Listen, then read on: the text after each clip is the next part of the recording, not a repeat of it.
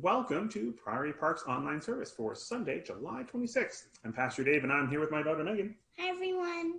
We want to welcome you all to our service today. Whether you call Priory home on a regular basis or whether you're just visiting, we are so glad that you are here. We believe that relationships matter. And so during this time of pandemic, we're really happy to use our online service to continue our relationships with people we already know, but also to start some new relationships with people who don't call Priory home yet, or maybe aren't close enough to do that. So we're very glad that you could join us. I know many of you are watching this on Facebook right now. Some of you may wind up watching this on our website, and that's okay. But if you are watching on Facebook, would you please drop a comment that you're watching and just say hello? Facebook gives us some information, but not a lot of information unless people actually interact with us. And so if you drop a comment, whether you're watching this live Sunday morning or during the week, it really helps us know who is able to tune in and who isn't. As a church, we're not concerned with the numbers of how many people are watching us on Facebook. We're concerned to make sure that we're serving our church people as best we can. And so knowing who's watching or who isn't able to watch really helps us close those gaps. And so if you would be kind enough to either hit like or probably better drop a comment in there saying, hey, you know, we're watching, that would really help us to know who's missing, to be honest. And so we would be grateful. Thank you, Megan. Welcome. A couple of announcements. As you know, for people who call Priory home and aren't able to join us in person most of the time, we sent out a survey by email. And now I know a lot of you don't have email, and that's okay. We're calling to follow up with people. But remember, we're using this as a tool to connect with people from our church family, which is why it's different than most statistical surveys that are kind of trying to extrapolate to the whole population. We're trying to address a very narrow population of the people who call Priory home. So if you haven't filled it out yet, please do. If you've heard about it but haven't seen it yet, an elder should be in touch with you soon to either ask the questions if you don't have email, or just to encourage you to fill it out. Or if you didn't get it, the elder can send you the link so you could fill that out. Hopefully you'll hear from somebody soon this week. We have really big news for those who are either living in Guelph or close to Guelph. We're going to resume in-person services again. We've made some plans, and our target date for our first service back in the building is Sunday, August 9th. Now, we recognize that's 2 Sundays from now, and no matter what, a lot of people won't be able to join us in person. Some people, it's just not safe because you know your health is compromised, or some people are just not ready to go back in person yet because it's kind of scary, and we totally get that. When we started processing what it means that churches can meet in person again, the first thing that the Elders Board kind of affirmed and were unanimous about is that our online ministry will not only continue, but we want it to get a lot better. So if the thought of going back to in-person services is just not your cup of tea, that's fine. We're going to continue to do our best to minister to you through electronic means, and that's great. But for some people, the online thing just isn't working, or some people don't have internet. And so being able to meet again in person is so life-giving. And so for those people, we want to be able to meet in person. Now, the services are going to look different than before, and that's sad. Like, we miss being able to sing. We miss being able to hug one another and shake hands and eat lunch together, which is something our church has always done pretty much every week. And we're not going to be able to do those things, and that's sad. But we're still going to be able to meet in person, to see one another, and to gather together, to bear witness to who God is and what he's done for us in calling us from all of our various backgrounds to be one people united in Christ. And that is powerful. Now, in order to make sure that we don't have too many people in the room, and more importantly, to make sure we have the chairs set up 6 feet apart from each other, we're going to have a reservation system, an RSVP system.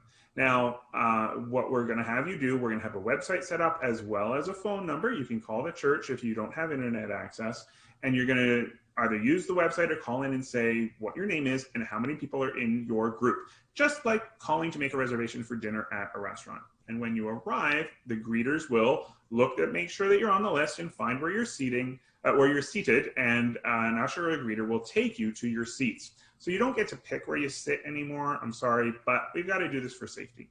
Also, everybody is going to be wearing masks inside. That's just to keep everybody safe. That's really important. And I know sometimes they're uncomfortable and it's inconvenient, but we're doing this to keep people safe. And unfortunately, there won't be singing, but there will be music. And, one of our elders pointed out, she grew up in a church where the choir would sing at least once a week, and people listened, and it was meaningful. And so we're going to do something like that. But don't forget, if you're still participating online and that's what you want to do, that's fine. And if you're worried that, oh no, if I don't get a reservation in and I can't come, if somebody, I don't anticipate that being a problem because we can fit a fair amount of people and I don't think that many people are going to be coming back. But if the church fills and people are still trying to get seats, they will be first on the list the next week. I don't think that'll happen, but in case it does, don't worry, you will be first on the list for the following week. As we get closer to August 9th, we'll have more details as things become clear. I know some of you who filled out the survey said you were going to volunteer with helping in different ways. We're totally going to be in touch with you. We need people to kind of do wipe downs of chairs and that sort of thing and cleaning surfaces. And we need ushers, and we're going to have to train the ushers and greeters kind of how to do all of this. And so we will be in touch with you. And if you want to help, please let us know. Many hands make light work. We need people who are willing to help so that we can pull this off. Normally in an in-person service, we would have an offering.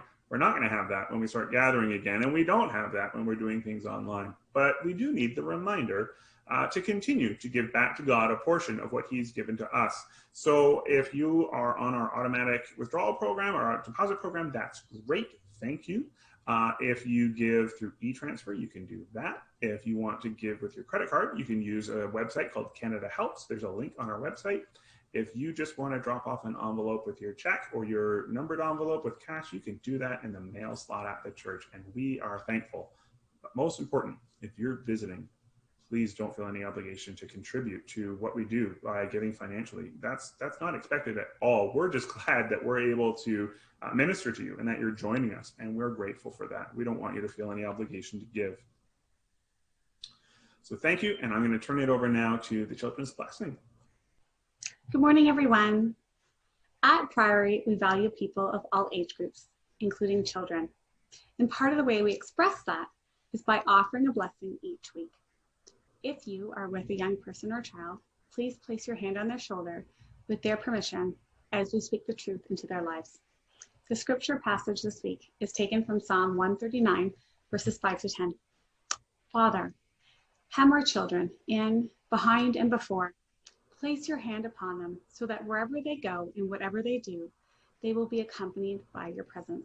Amen. If you'd like, we posted on our Facebook page a link to some resources this morning for kids.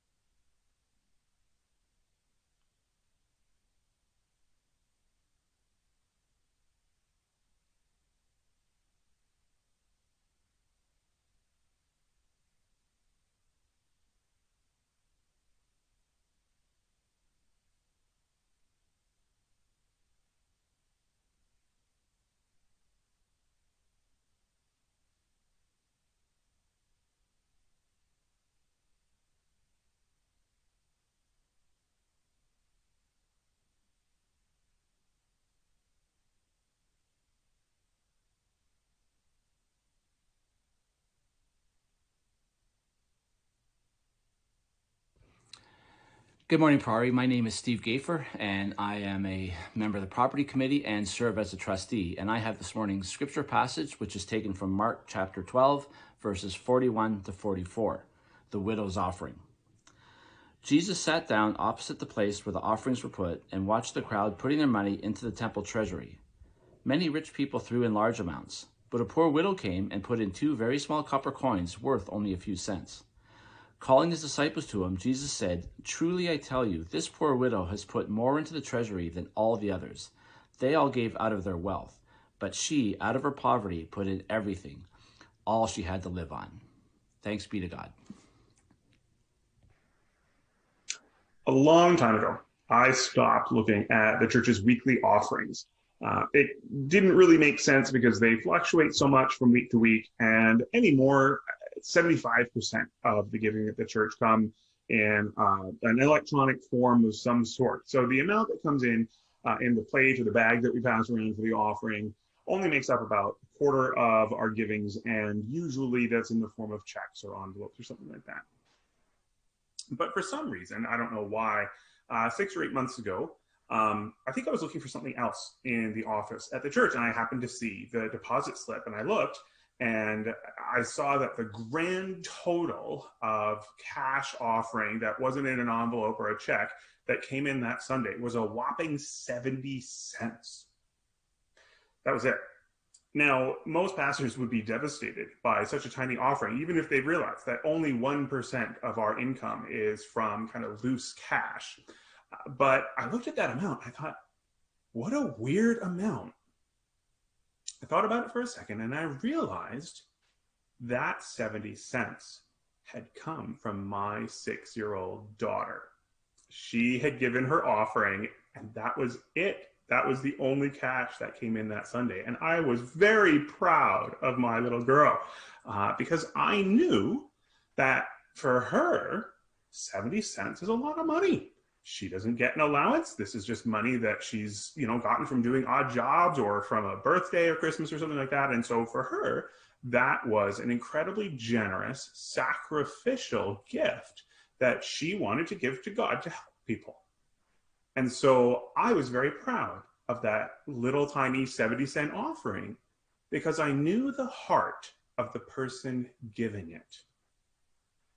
Imagine then the heart of Jesus, the joy, the pleasure that Jesus experienced when he saw the heart of the poor widow in our text today, as she gave her 2 tiny coins out of generosity, sacrificial giving, and love for God.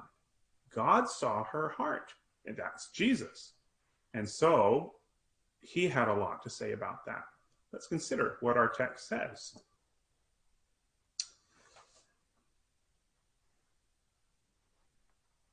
Jesus had been teaching in the temple. He had actually been debating and kind of fending off questions from various groups in the temple. So from some scribes, from some people who were supporters of Herod. One teacher of the law actually came and had a legitimate question and was seeking, and Jesus dealt with him very kindly. And now, probably moving from one of the center courts to one of the outer courts, Jesus takes his disciples to the court of the women, which is where the offerings were deposited. Not the actual sacrifices themselves, but like if you had a financial offering that you gave at the temple. And around the area where the offerings were given, there were 13 different receptacles where you could put your coins or your money. And they were shaped kind of like a trumpet or an animal horn with the wide part at the bottom and the narrow part up at the top to kind of prevent theft or deter theft, so you wouldn't be reaching in. And so there were 13 of them because there were different places that you gave offerings for different reasons. Kind of like today, you can designate your offering at the church. You say, I want this much to go to this and that much to go there. This was their mechanism for designated offerings. And so if you had a tithe offering, it went to one place. If you were redeeming something, you went to another place. And so there were these different horn-shaped receptacles around the court that you would give your offering. Now, because offerings to God in the temple had to be appropriate, it had to be the right amount, and it couldn't be kind of your leftovers or something like that.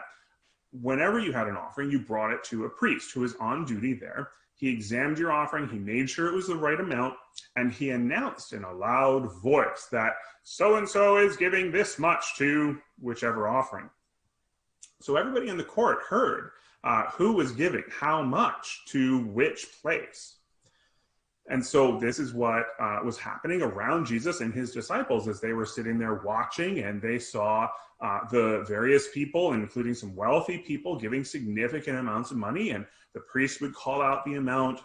The person would then take their money and they would go to the appropriate receptacle where their offering went.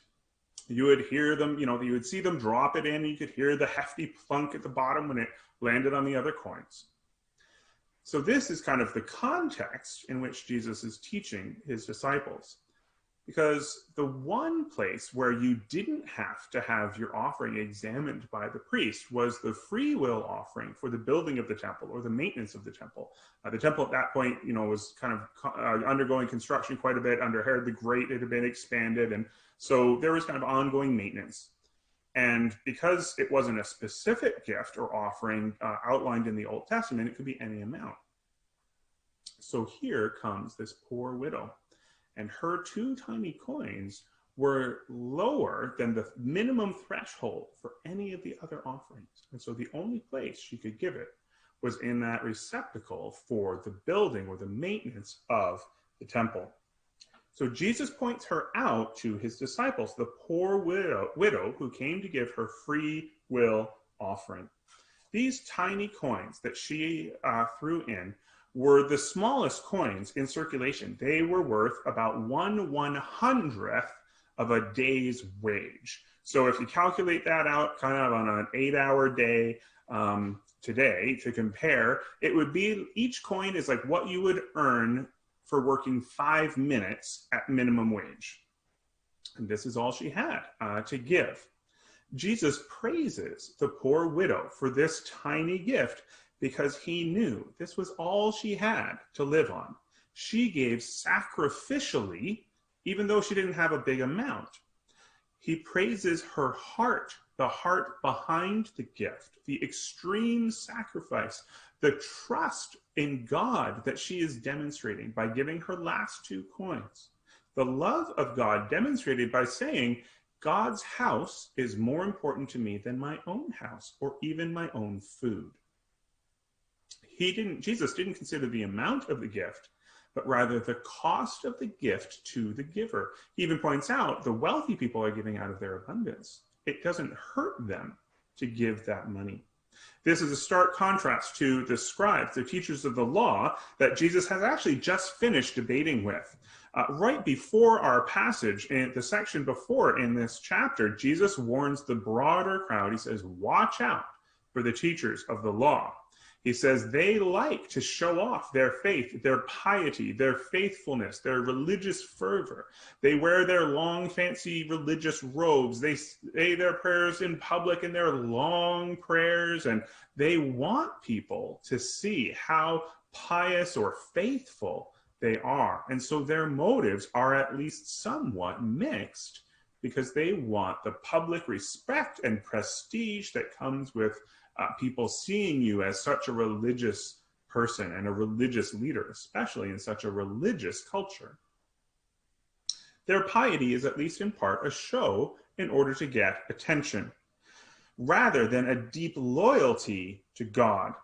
Or, they probably were faithful. They probably did think they were serving God and being obedient to God, but their motives were mixed with some selfish motive as well. Later on, Jesus actually says, beware, they are devouring widows' houses. And what this is a reference to is that in that day, the teachers of the law, the scribes, didn't really earn a regular wage. And yet, rabbis and other teachers would be hosted by people in their guest room, in their home. It was quite an honor to host a rabbi. And so the rabbi wouldn't pay rent, but you would host him, you would feed him, and it would be this prestigious thing to have this rabbi or teacher of the law or scribe living with you.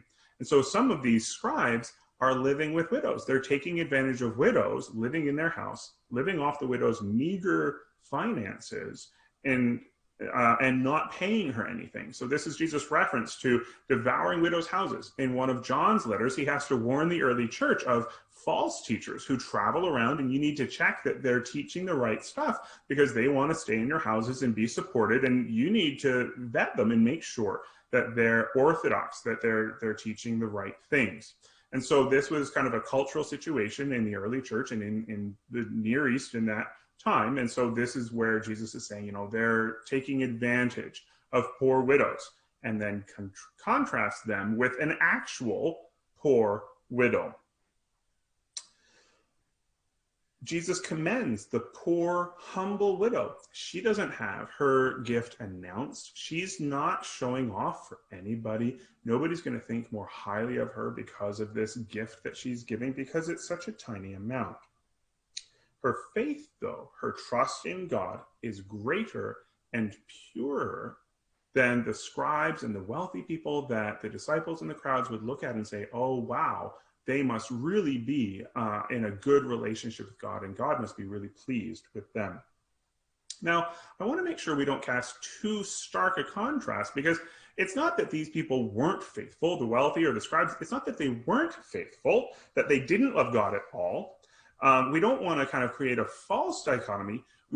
Rather, we need to reevaluate how we measure a person's faith or their piety. We need to reevaluate what impresses us by a person's religious practice and their loyalty to God. One of the things I've learned this summer, I've been listening to and reading a lot of things by the New Testament scholar N.T. Wright, and he's recently finished translating the New Testament. And he talks about the fact that the Greek word for faith, the Greek word is pistis, and it means faith, it means belief, it means trust, it means commitment and loyalty. And so I've been really thinking about that aspect, that faith means loyalty. I hadn't really come across that dynamic of the word before. And so here we see this poor widow's loyalty to God. The early church, they were known as the Jesus people, Christians, the Jesus people, because of their loyalty to Jesus, especially in contrast to the Romans' loyalty to Caesar. These people were loyal to Jesus, Roman citizens were loyal to Caesar, and this is where some of the friction eventually came in. So as I read this passage and think about the widow's loyalty to God, I'm convicted. I think, how loyal am I to God? How loyal are you to God? When I read about her depth of trust and sacrifice, it's convicting for me.